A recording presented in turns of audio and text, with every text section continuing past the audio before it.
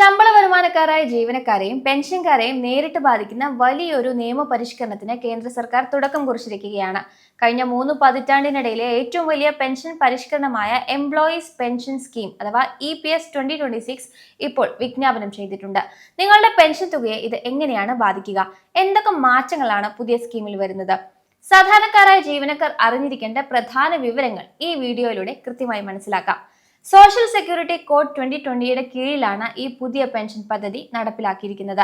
1995ലെ EPS നിയമത്തിനും 1971ലെ family pension നിയമത്തിനും പകരമായാണ് ഈ പരിഷ്കാരം.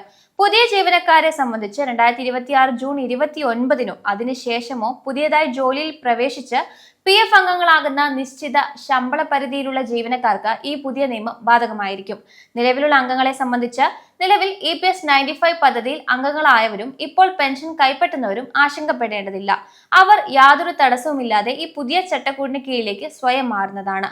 Pension കണക്കാക്കുന്ന രീതിയും വിഹിത ഘടനയും പുതിയ പെൻഷൻ പദ്ധതിയിൽ പെൻഷൻ ഫോർമുലയ്ക്ക് മാറ്റം ഉണ്ടാകുമോ എന്നതായിരുന്നു ജീവനക്കാരുടെ പ്രധാന ആശങ്ക. എന്നാൽ പെൻഷൻ നിർണ്ണയിക്കുന്ന രീതിയിൽ യാതൊരു മാറ്റവുമില്ല എന്ന് സർക്കാർ വ്യക്തമാക്കിയിട്ടുണ്ട്. ജോലിയിൽ നിന്ന് പിരിയുന്നതിന് തൊട്ടു മുൻപുള്ള അവസാനത്തെ 60 മാസത്തെ ശരാശരി ശമ്പളത്തെ അടിസ്ഥാനമാക്കിയാണ് പെൻഷൻ യോഗ്യമായ ശമ്പളം നിശ്ചയിക്കുന്നത്. കൂടാതെ പെൻഷൻ അർഹതയ്ക്കുള്ള കുറഞ്ഞത് 10 വർഷത്തെ സർവീസ് എന്ന നിബന്ധനയും പ്രതിമാസം മിനിമം പെൻഷൻ തുക 1000 രൂപ എന്നതുമായി തുടരും. വിഹിത ഘടന പരിശോധിച്ചാൽ തൊഴിലുടമയ വിഹിതം ശമ്പളത്തിന്റെ 8.33%, കേന്ദ്ര സർക്കാർ വിഹിതം 1.16% മാറ്റമില്ലാതെ നിലനിർത്തിയിട്ടുണ്ട്. എന്നാൽ സുപ്രീം കോടതിയുടെ വിധിയുടെ അടിസ്ഥാനത്തിൽ ഉയർന്ന പെൻഷൻ തിരഞ്ഞെടുക്കുന്നവർക്ക് ഉയർന്ന ശമ്പള പരിധിക്ക് മേൽ തൊഴിലുടമ നൽകേണ്ട വിഹിതം ഉൾപ്പെടെ ഫലപ്രദമായ നിരക്ക് 9.49% ഔദ്യോഗികമായി നിശ്ചയിച്ചിട്ടുണ്ട്. ഈ പരിഷ്കാരത്തിലെ ഏറ്റവും നിർണായകമായിട്ടുള്ള മാറ്റം പെൻഷൻ ക്ലെയിമുകൾ തീർപ്പാക്കുന്നതിലെ വേഗതയും സുതാര്യതയുമാണ്.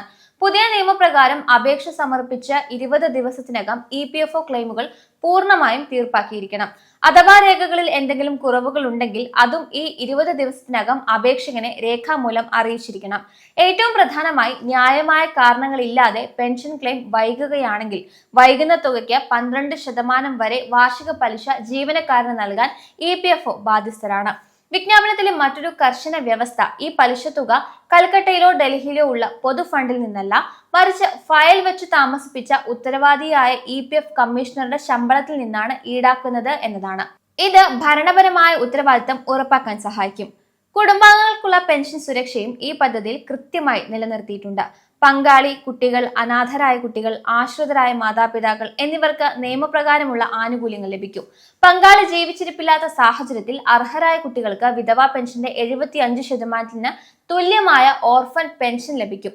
അതുപോലെ സേവന കാലയളവിൽ സ്ഥിരമായ വൈകല്യം സംഭവിക്കുന്ന ജീവനക്കാർക്ക് 10 വർഷത്തെ കുറഞ്ഞ സർവീസ് കാലാവധിയെങ്കിലും കുറഞ്ഞത് 1 മാസത്തെ വിഹിതമെങ്കിലും അടച്ചിട്ടുണ്ടെങ്കിൽ വൈകല്യ പെൻഷന് അർഹതയുണ്ടായിരിക്കും. കൂടാതെ ഭാവിയിലെ പെൻഷൻ നിക്ഷേപങ്ങൾക്ക് സർക്കാർ 8.5% കുറയാത്ത പലിശ നിരക്കും ഉറപ്പു നൽകുന്നുണ്ട്.